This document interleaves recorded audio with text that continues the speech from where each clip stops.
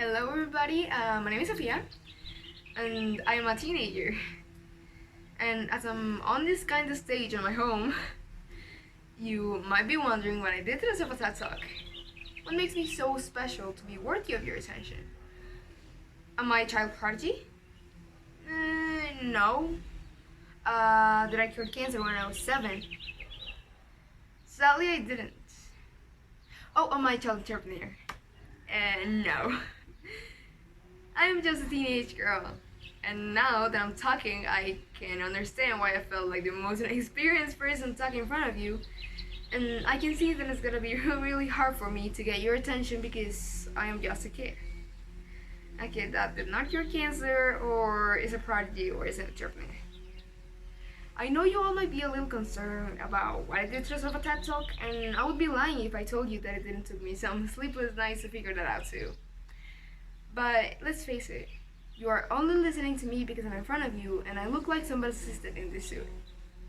And I am absolutely nobody's assistant, so we're gonna take this off. Through my lifetime, adults have told me several lies. For example, Santa Claus's existence, or, the well-known, I will come back, just let me go out for cigarettes. They never come back, do they? But one of the most stupid things that I've ever heard an adult say is, "You're too young. What do you know?" Apparently it's her favorite, but they also say, "You are not experienced enough to talk about this topic." Like, how old are you? 8? As you might be able to tell, these are things that adults tell us from a very young age. When you're 6 or when you're 7, you believe every single thing that adults tell you. And these words, they create a mindset, as I would like to call it. And this mindset, it works just like a parasite, stealing all the love and the confidence from our souls. While I was writing this TED Talk, these lies that was told me haunted me because I believed those lies. The parasite was doing its job. Made me feel invisible. I kept asking myself, why should they listen to me? What makes me so special to be worthy of anyone's attention? I'm just a kid. I'm not experienced enough to do this. So here's where I tell you why I am here on this kind of stage, talking to you. It's because I am part of the 19% of the world population that are teenagers. Teenagers that are not taken into account when expressing ideas. And even if I feel like the most inexperienced person to talk in front of you, I feel like the perfect one to say this. Ideas are powerful, and power is youth. To prove this, I am going to use a very simple example, the TED slogan. Ideas worth spreading. Ideas that are powerful enough to change the world, but just need somebody to listen to them. Ideas are powerful. Ideas are powerful enough to change the world. And youth is powerful too. I know this 2 topics is kind of hard to link them, so let's decode them together. Let's imagine that this monkey is your idea. It is yours, it belongs to you. Just like Edward belongs to Bella from Twilight. Notice my paint editing. Well, anyway, you have your idea and you want to spread it. Let's think of an idea worth spreading. You want all babies to listen to Led Zeppelin. Good choice. But one day you wake up and you realize you can't speak. How are you supposed to spread your idea? That monkey that is not letting you sleep, if nobody can listen to you? And that's when youth comes in. We are always told that we, young people, are the future of this world, the last hope. We're always told that we need to change this world. And to change it, we need to be powerful. And how are we powerful? Because we have ideas. One idea that changed my life forever came when I was 9. When I was 9, I started watching TV shows.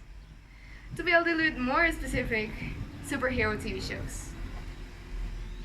I know, a little lame. But, I did enjoy them. I thought they were cool. You think superheroes are cool when you're 9? So, by the time I was 10, I had finished several TV shows that were available on Netflix. But when I finished them, something felt off. Something felt a little weird. I did not like those endings. They were awful, no shade in the screenwriters, but they were absolutely awful. So I said, you know what? I'm going to write my very own ending. And it's gonna be way better than yours. So that's the way I become a screenwriter without even noticing.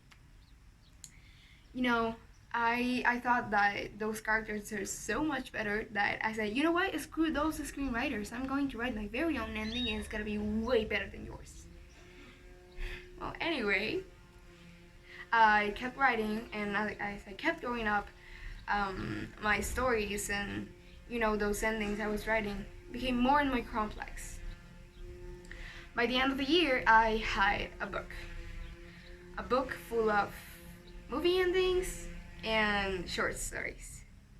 This book, I will never show it to anyone until my mom.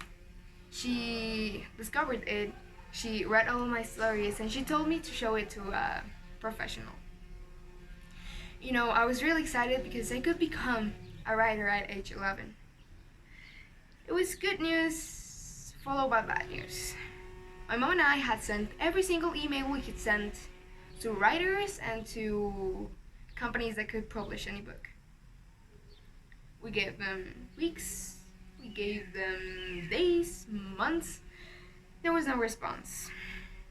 But baby me was too excited.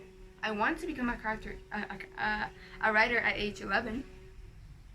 So I didn't give up and I kept sending emails and I kept sending DMs from my mom's Instagram until my mom, she saw that I was really upset and she stopped me.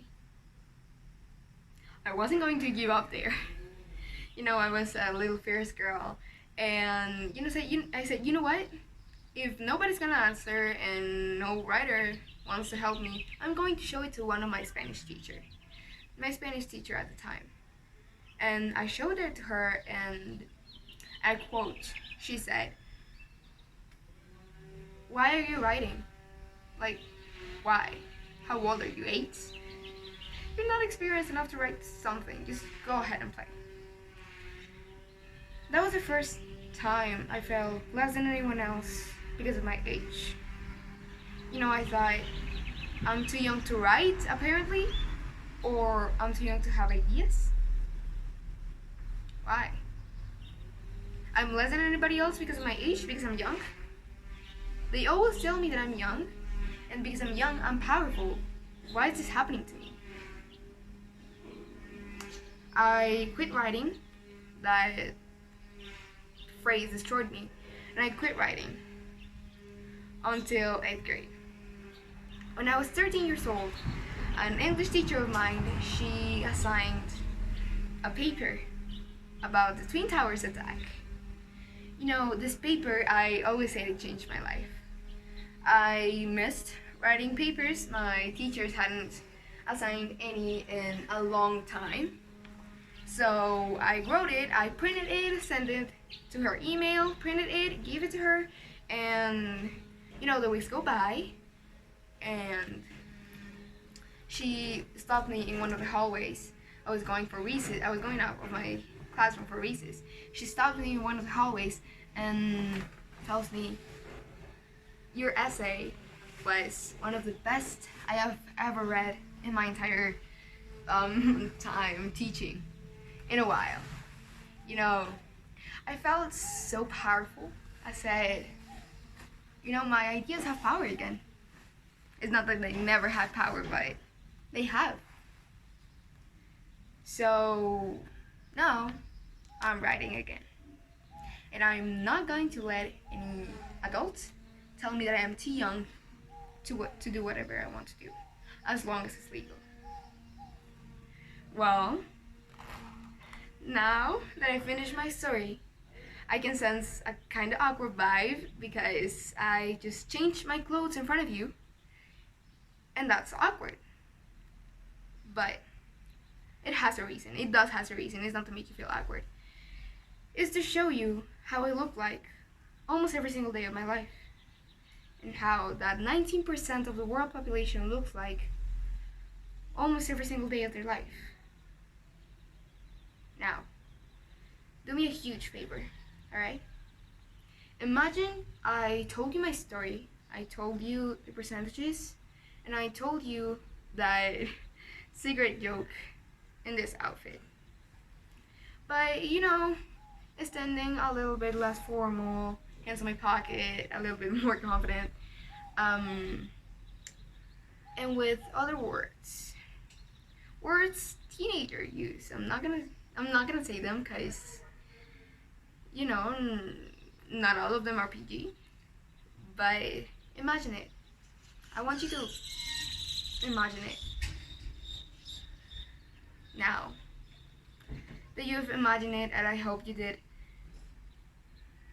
would you listen to me? Would you listen to what I have to say if I had this outfit? You know, speaking with a little bit more of teenager vibe, or, you know, standing a little bit less formal. Would you listen to me? Would you listen to what I have to say? Listen to young people. We have the ideas. We have the power. We're powerful enough to change the world. We just need somebody to listen to us.